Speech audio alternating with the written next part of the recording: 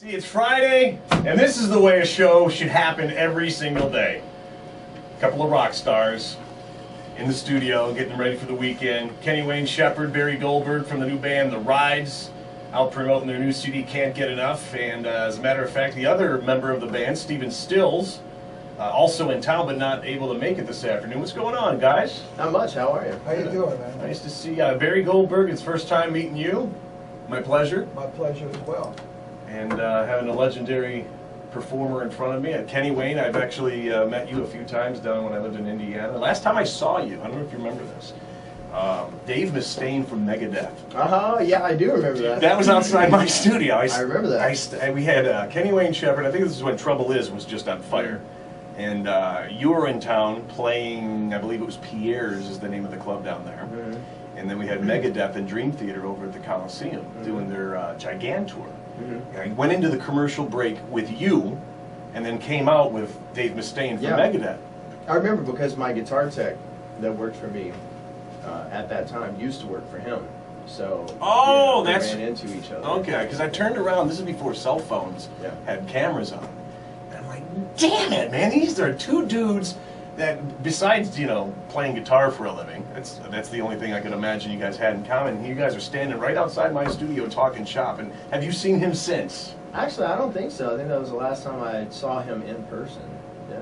Did you guys obviously got along? Yeah, no, absolutely. Most guitar players get along. Megadeth fan at all, or? Yeah, well, look, I mean, I grew up, obviously, when I was a kid, that was when Metallica and Megadeth, when Mustaine broke away and did his thing, all those bands were like blowing up huge. So, and my dad was on radio, so he played all those records as well. So it's not just B.B. King and Buddy Guy that you followed. Well, you can imagine having a dad in radio, and my dad worked in multiple formats. So see, I am that dad. Yeah.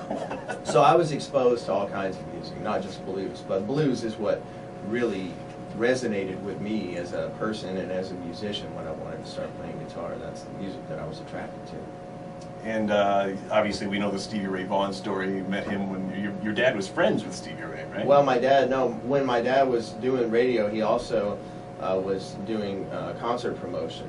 And so he had this festival, this annual festival that he did in my hometown called the Louisiana Music Festival. And that year he booked Stevie Ray Vaughan and Double Trouble to headline the festival. So that's how I got backstage to meet Stevie. And I was like 7 years old, the first time I met him. And 6 months later, I mean, I was already playing guitar, but I didn't have a real guitar. I had like those little toy guitars with nylon strings, but I was actually putting together notes on those things. But after I met him, I begged for like 6 months for a real guitar and got my first guitar for Christmas that year. And look at you now. Yeah. That's awesome. Barry Goldberg and Kenny Wayne Shepherd from The Rides. Again, they're at the Pabst Theater tonight. Front row tickets up for grabs in just a little while. Let's start at the how the band got together. This is a football state, and your story is football related. Yeah. So The Rides, Stephen Stills, Kenny Wayne Shepherd, and Barry Goldberg, and Double Trouble's Chris Layton. There you go. Yeah. You guys are formed how? Well, my connection with Stephen Stills is football related, and Stephen and I first met at the Super Bowl when the Colts beat the Chicago Bears. Say that again? I didn't hear you. Say that again? I'm sorry, but I can't hear it.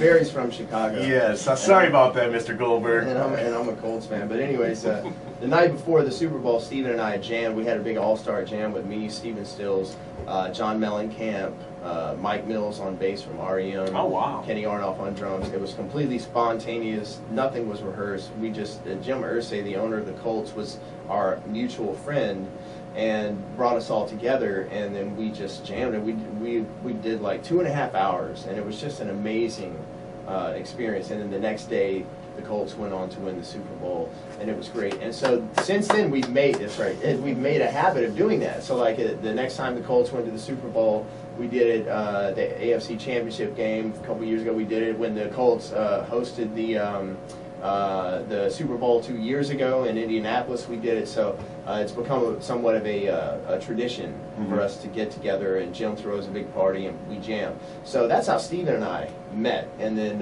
fast forward a few years later, Stephen and Barry actually were the first two guys to actually create the nucleus of this band, and then they gave me a call.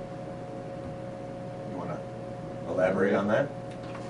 No, we were, checking out guitar players, and for me, the only obvious choice was I wanted to get someone that was, younger and like a gunslinger, guitar slinger, and Kenny Wayne was my favorite guitar player. Specifically blues? Specifically blues rock, Right. and Kenny just fit that prescription, and he came along, and it was like magic, the three of us just got along fabulously. And we started writing. Steve and I started on a couple songs. Kenny came along with some grooves, and it was easy. It was so easy. In a week, we had 4 or 5 songs, original songs. So was it like from there just jamming at someone's house? Yeah, Steven's house, pretty much.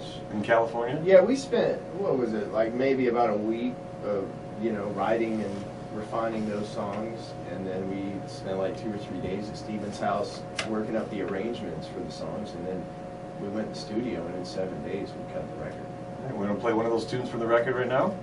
Let's do it. This is actually a cover from Iggy Pop and the Stooges. And I noticed lately you've been singing more. When you first hit the scene, you always had guys singing for you, Noah Hunt being one of them. Yeah. Is that band still together? Yeah, Okay. oh yeah. This is a Barry has a band, his own band called the Chicago Blues Reunion. Steven obviously has Crosby, Stills, and Nash, and I have Kenny Wayne Shepherd Band.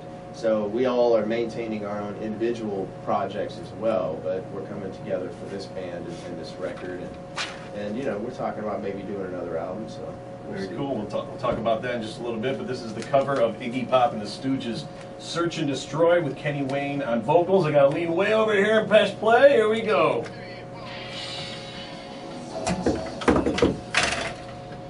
Milwaukee's 102.9 The Hog, Everything That Rocks, covering Iggy Pop and the Stooges' Search and Destroy from their new CD, Can't Get Enough. It's The Rides, featuring Kenny Wayne Shepherd, Barry Goldberg, legendary blues keyboardist, sitting in with on the show today. What's happening, fellas? not much, man. Just rocking out. So that album, which is available now, only took like what, a week to record? Yeah. We did it in a week, and everything was live in the studio together. We all played in the same room. And we kept it real. We made the album the way records used to be made. Right. Did you guys play live or did you track? Barry? Well, most of it was 1 or 2 takes, never more. And the chemistry was there. And we were all very comfortable with each other's styles, and it just rolled the whole thing. And when that happens, it's a blessing. At any band, that it's easy and fun. And that's what we had. We had a really good time. Yeah, we did a very minimal amount of overdubs, and we played it all live, all together at the same time. And, we used all vintage gear. Like, our own gear was vintage, and then all the stuff in the studio, an old Neve console and, like, real reverb chambers and stuff like that. We did it all to 2-inch tape. I mean, we just did everything, the old school way. The way it was supposed to be done, the way legendary albums were recorded, and I can't, in the last 15 years, everything's been tracked, and, this musician goes in and does his parts, the drummer does his parts, blah, blah, blah.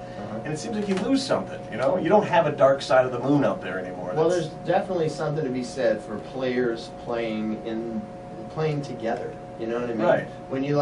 When you phone it in, or you mail it in, or you email the track to somebody and have them play on it, there's something to be said for real, honest human interaction, and you can actually hear it when it's present, and some people might not realize what they're hearing, but it makes a difference, And when you play out live, Yeah. because you tracked it in the studio, it's almost like you're relearning the song again, and I think you lose something there too. Well, not you guys, No, but when yeah. other guys. No, absolutely. I think I think that's why we make records the way that we do. Because, I make records. I feel like we make records so that we can go play shows for the people. That's the point of making an album. Is so that we can take it to the people, and we want to convey that through the album. It's like we want them to have a similar experience. It's Kenny Wayne Shepherd and Barry Goldberg from The Rides. The only guy in the band not here is Steven Stills, but you can catch him on stage tonight at the Pabst front row. Tickets up for grabs in just mere moments.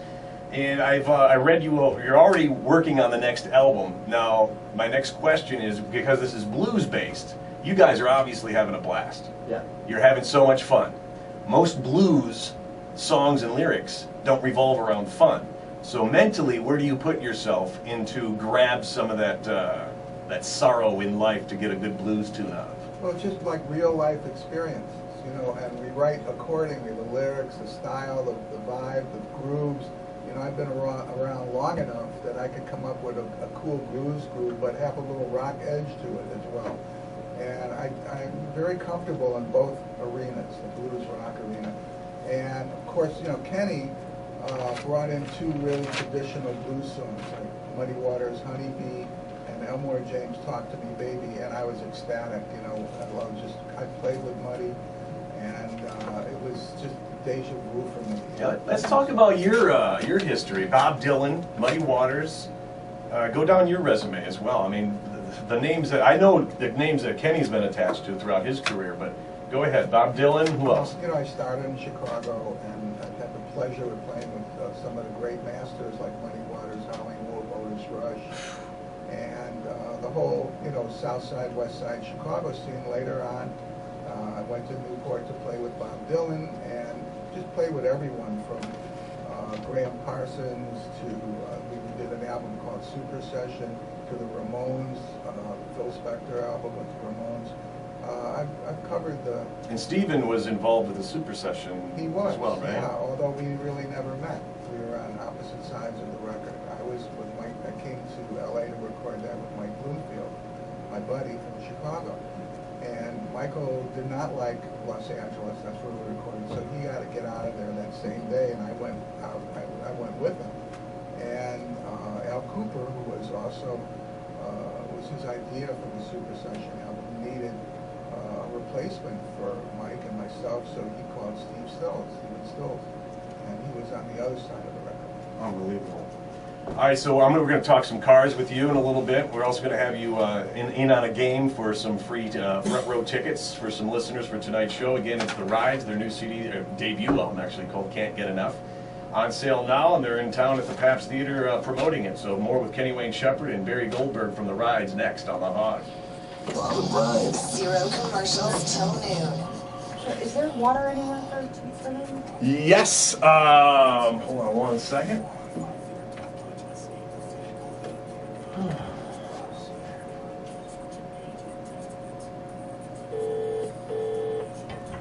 Yeah. Hey, can I get two glasses of water? 2, 4?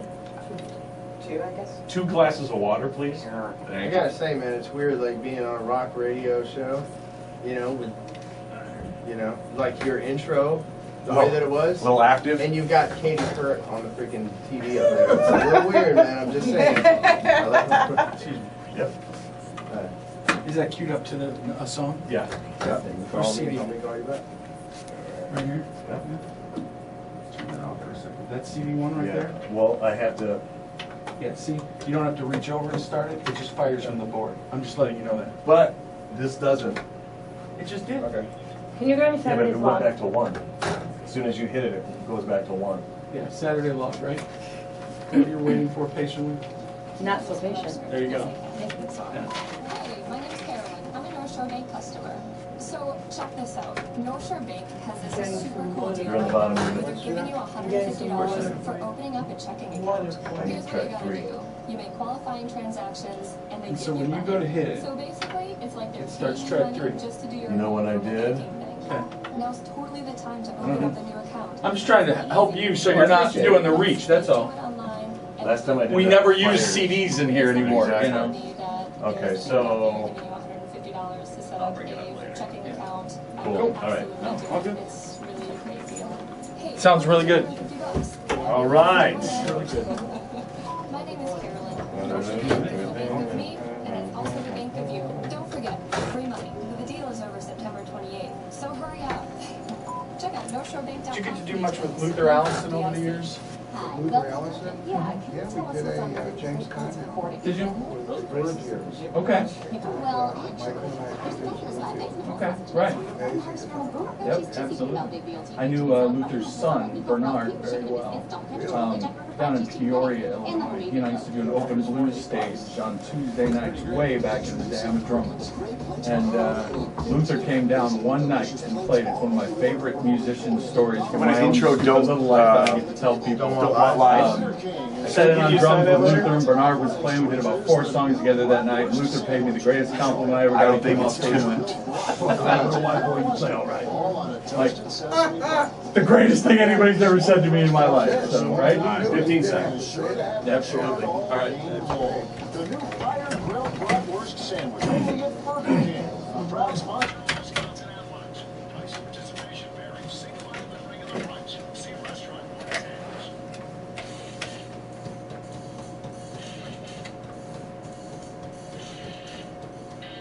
Gotta love the blues. Where it all came from. What happened? We have Kenny Wayne Shepherd and Barry Goldberg from the new band The Rides at the Pabst Theater tonight promoting their new album, Can't Get Enough. Why has the blues, Kenny Wayne, kind of fallen by the wayside? I mean, it gave birth to everything. Hip-hop, thrash metal, it doesn't matter what kind of music you're into, it stems from the blues.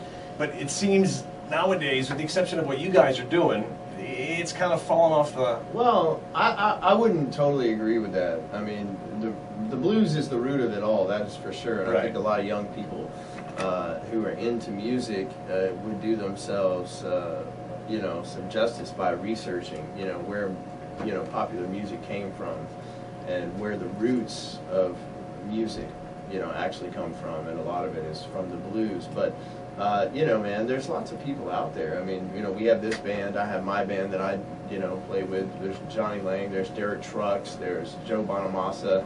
Well, I know you guys are out there, but like the mainstream, Well- you go to the VMAs, the blues isn't even, you know what I'm saying? Yes, You get but- that Miley crap. Yeah, but to be honest with you, I don't want to be that. You know what I'm saying? It's like, I think there's a certain amount of. I see what you're saying. You got to sacrifice something if you really want to be on there. Like a lot of those musicians, there are some exceptions, but a lot of the musicians that you see on those kinds of things, pop music stands for popular music, which Mhm. means, by the definition of the word, means that it's a trend. And so it will be popular for a certain amount of time, and then it will no longer be popular. I personally prefer to be a part of a genre that has a history of over 100 years worth of music behind it, and has been around for that long and will continue to be around, beyond my lifetime. And you look at people that are my heroes, like that are still around, like B.B. King or Buddy Guy, or some of the people that have recently passed away that I worked with, like Hubert Sumlin or even Pine Top Perkins. Pine Top Perkins was playing music till the day he died, and he was 97 years old. You're not going to see, Miley Cyrus is not going to be playing music when she's 97 years old, and nobody's going to be paying to go see her do it. Thank God!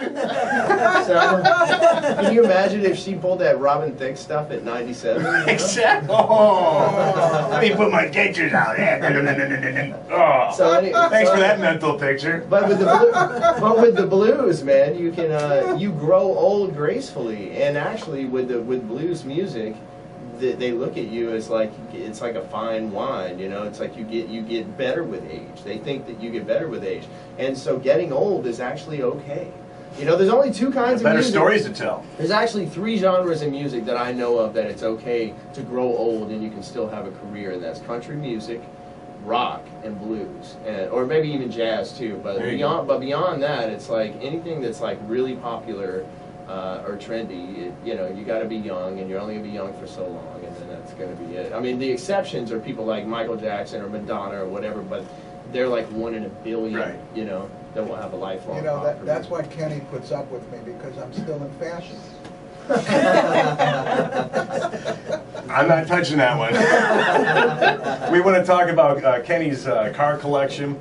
We're also going to get some front row tickets up for grabs again to see The Rides featuring Stephen Stills, Kenny Wayne Shepherd, and Barry Goldberg tonight at the Pabst Theater. Is Stevie Ray Vaughan's drum? Is he touring with Yes, you? Chris Layton on drums and Kevin McCormick on bass, and Kevin plays with Crosby, Stills and Nash and Jackson Browne as well. And track number 3 is Don't Want Lies, and this is featuring Stephen Stills on vocals. Yep. Little intro for us. Well, this is the first song that the 3 of us wrote together from scratch. So I brought this guitar riff in that I had actually written 12 years prior and never actually finished writing. I wrote a song to it, and I lost the lyrics and stuff, but the music always stuck with me. So I brought it in, and we wrote this song. It's Don't Want Lies and 102.9 The Hog.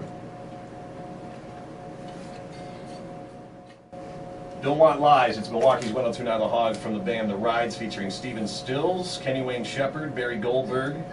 Whoa, there we go. That's a great song. I don't know if we want to hear it again. But right now, let's wait for tonight's show at the Pabst Theater. Just moments away from giving you a shot at front row tickets to tonight's concert. Kenny Wayne Shepherd, not only a musician, but a dad, a touring musician, and kids just went back to school. You got 4 kids now? Yeah, I got 4 kids. My oldest is 6. Well, she's almost 6. She'll be 6 at the end of the month. And then my youngest is 8 months. How convenient that the tour starts as the kids go back to school. Actually, and Daddy gets to skate out and go make some money. You would think that that's convenient, but actually, you know, there's obviously, it's nice to be out working and stuff, but it's a bit of a bummer because my little 2.5-year-old son had his first little preschool experience. Oh. And, you know, I missed out on that. But my wife, you know, technology is amazing. It helps out a lot. You know, she was able to like take a bunch of pictures and text them to me, and took some video, and you know, we do FaceTime and stuff. So that all helps. But my goal as I become a parent has been to find the right balance between my professional life and my personal life, because I've made a commitment to my fans and I've made a commitment to my family, and there is a balance that needs to be met. You know, and I think I'm doing a pretty good job of that. Kenny Wayne Shepherd, Barry Goldberg from The Rides, and you are quite the car collector. You grew up watching the same TV shows I did, which only you were able to obtain one of my childhood dreams. You want to tell us about the General Lee? That's actually, it's the Extreme Lee. Did you have it tweaked out a little bit? Yeah, we decided to kind of update the General Lee, and we built the car, and it was featured on a show called Rides, right? Which is interesting because it's the name of this band, but Rides on TLC Discovery, and they still show that episode. It's like a rerun, but doesn't hurt that you're friends with Chip Foose. Yeah, he's a good friend of mine, and we've worked together on a few cars and stuff. But you know, I love classic cars. I love cars, period.